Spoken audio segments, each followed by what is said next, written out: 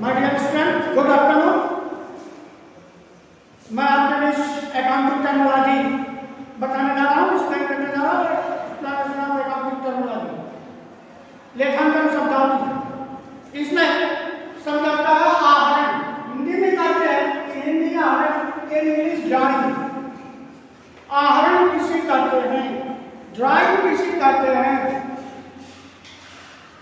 व्यापारी जब व्यापार करता है तो अपने पर्सनल यूज के लिए, अपने व्यक्तिगत खर्चों के लिए जो व्यापार से धन निकालता है उसे हम आहरण कहते हैं। यानी सिंपल शब्दों में, साधारण शब्दों में, व्यापारी द्वारा अपने व्यक्तिगत खर्चों के लिए निकाले गए धन को आहरण। आहरण दो प्रकार से हो सकता है, या तो जिस चीज का हम व्यापार कर रहे हैं वो गुड्स निकाल लें, वो माल निकाल लें। जैसे मान लो हम फल विक्रेता हैं, हम सेब संतरा बेच रहे हैं, तो हम अपने यूज के लिए जो निकालते हैं उसे हम आहरण कहते हैं, इसे गुड्स कहते हैं। और हम गुड्स न निकाल के, माल न निकाल के, पैसा अगर निकालते हैं, मान लो हमें बच्चे की अपने फीस देनी है, मेडिसिन के लिए देना है, ट्रैवलिंग के लिए खर्च करना है, तमाम चीज़ें हमारे पर्सनल खर्च होते हैं। कोई गेस्ट आ गया तो उसके आधार के लिए खर्च करना है, करते हैं, तो बिजनेस का खर्चा नहीं होता, उसे हम ड्राइंग मानते हैं, उसे हम अंग्रेजी में आहरण कहते हैं। आपको अच्छे तरीके से समझ आ गया कि ड्राइंग क्या है, जिसको हिंदी में आहरण कहते हैं। बिजनेस करने के दौरान व्यापार से धन या माल जो व्यक्तिगत खर्चे में यूज किया जाता है, पर्सनल यूज किया जाता है, उसे हम आहरण करते हैं। नेक्स्ट पॉइंट आ गया, अगला है लायबिलिटी। बहुत इंपॉर्टेंट है, बहुत खास टर्मिनोलॉजी है लायबिलिटी। दायित्व तो हम उसे कहते हैं जो हमें दूसरे को देना, जो हमारा नहीं है। इसीलिए इसका एक इक्वेशन दिया है, all liability is equal to all assets. हमें तो इसमें एक अपने आध्यात्मिक पे ध्यान आता है कि जब हम इस धरती पे आए थे तो कुछ नहीं लेके आए, और जो कुछ मिला वो हमारी लायबिलिटी है, और जब हम जाएंगे तो उसे दे के जाएंगे, लेके नहीं जाएंगे। यानी लायबिलिटी का मतलब हमने बिजनेस किया, सप्लायर से माल लिया, बैंक से लोन लिया, या और कुछ जो चीजें दूसरे से लेना लिए थे, अब उसको हमें पे करना है, दैट कॉल्ड लायबिलिटी, उसे हम दायित्व। यह भी लायबिलिटी दो प्रकार की होती है, long term liability, short term liability. Long term liability जो होती है, जो 3 साल के बाद देंगे, उसे हम लंबी अवधि के लिए कहते हैं। और जो 3 साल के अंदर, कुछ मामलों में साल भर के अंदर जो दे होती है, उसे शॉर्ट टर्म लायबिलिटी कहते हैं। आपको अच्छी तरीके से ये हम आगे बताएंगे, टाइप्स ऑफ लायबिलिटी में कौन सी चीज़ें आती हैं। जैसे बैंक ओवरड्राफ्ट है, लोन है, बिल्स पेबल है, क्रेडिटर है, ये सब लायबिलिटी में आते हैं, और इन सब की जो व्याख्या है हम आगे। अब अगला आता है माल, गुड्स। बहुत इंपॉर्टेंट, आपको हर जगह गुड्स आएगा, पार्ट्स ऑफ गुड हम बताएंगे, गुड्स कितने प्रकार के होते हैं। व्यापारी जिस चीज का व्यापार करता है, जिस वस्तु का व्यापार करता है, उसे हम माल कहते हैं, उसे हम गुड्स कहते हैं। साधारण शब्दों में, इन सिंपल वर्ड्स।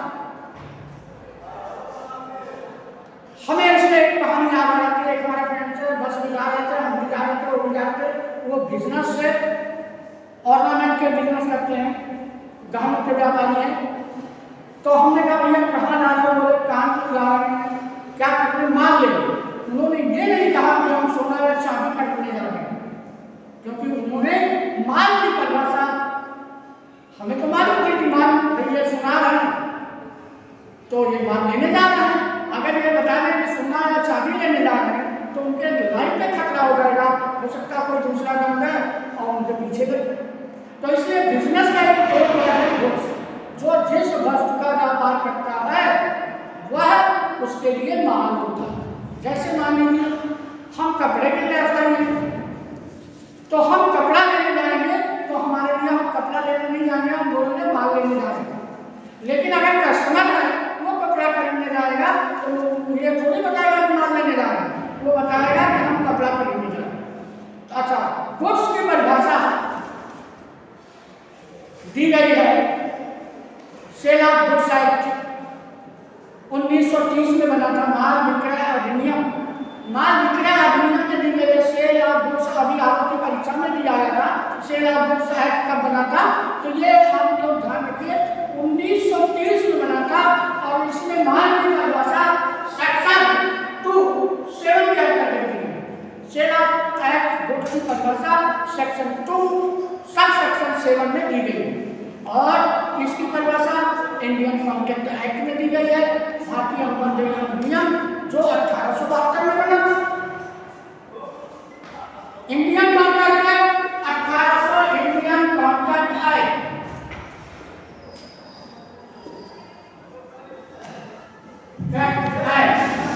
ये भी इसकी परिभाषा दी गई है माल की।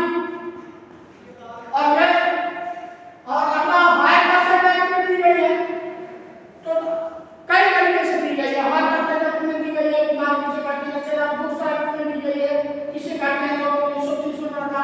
और पहले इंडियन कॉन्ट्रैक्ट एक्ट में सेल ऑफ गुड्स एक्ट शामिल था, तो ये इससे निकाल के अलग अलग बना दिया गया। ये इंडियन कॉन्ट्रैक्ट एक्ट 1872 में बना था, तो इससे निकाल के 1930 में सेल ऑफ गुड्स एक्ट बना दिया गया। इसमें माल की परिभाषा दी गई, इतना आपको मालूम होना चाहिए।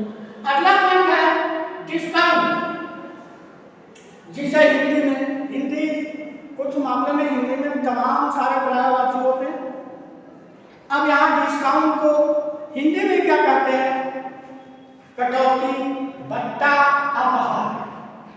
अगर बच्चा अपहार नहीं पढ़ा है हिंदी में अपहार 10% तो उसके लिए प्रॉब्लम होगा। यहाँ हिंदी में कटौती भी कहते हैं, बट्टा भी कहते हैं, अपहार भी कहते हैं, बट इंग्लिश में केवल डिस्काउंट